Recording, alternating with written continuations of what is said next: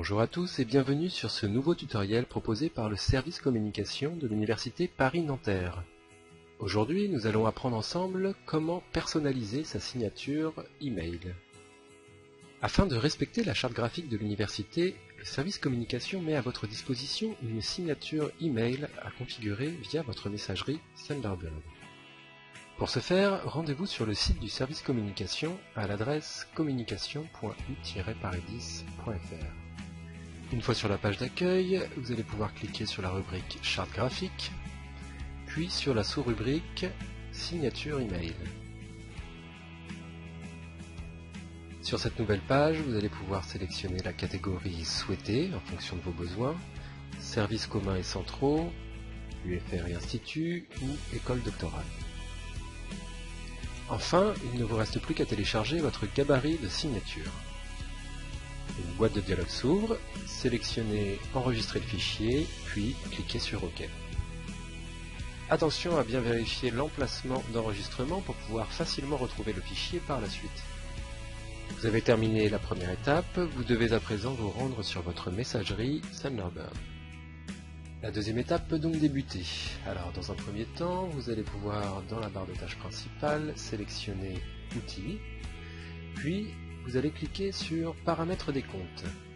Sur cette nouvelle fenêtre, sélectionnez le compte pour lequel vous souhaitez apposer la signature, puis vérifiez bien que la case à cocher Apposer la signature à partir d'un fichier est bien sélectionnée, et il ne vous reste plus qu'à cliquer sur Choisir. C'est ici que vous allez devoir retrouver votre fichier précédemment enregistré. Vous n'avez plus qu'à le sélectionner et cliquer sur Ouvrir. Enfin, fermez les paramètres du compte en cliquant sur OK.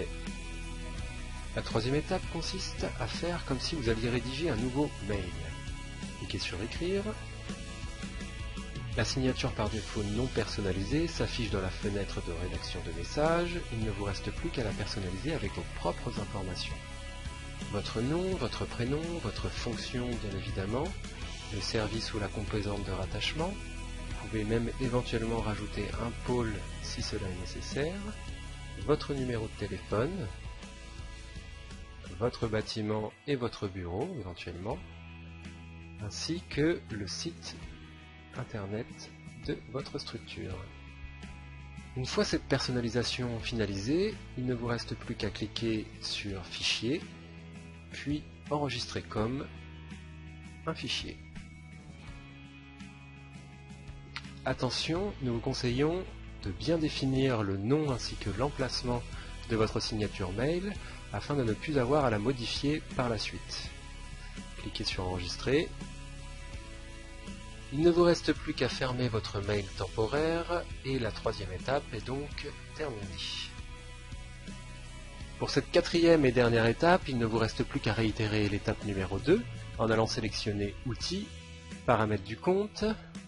Vérifiez bien que vous sélectionnez bien votre compte, mais cette fois-ci, lorsque vous allez choisir votre fichier, sélectionnez bien votre nouvelle signature email fraîchement enregistrée. Cliquez sur Ouvrir, OK. Bravo, vous avez brillamment réussi à personnaliser votre signature mail en respectant la charte de l'université. Merci à tous d'avoir suivi ce tutoriel. Si malgré tout vous aviez encore des questions, n'hésitez pas évidemment à contacter le pôle web à l'adresse pôle.web@u-paris10.fr.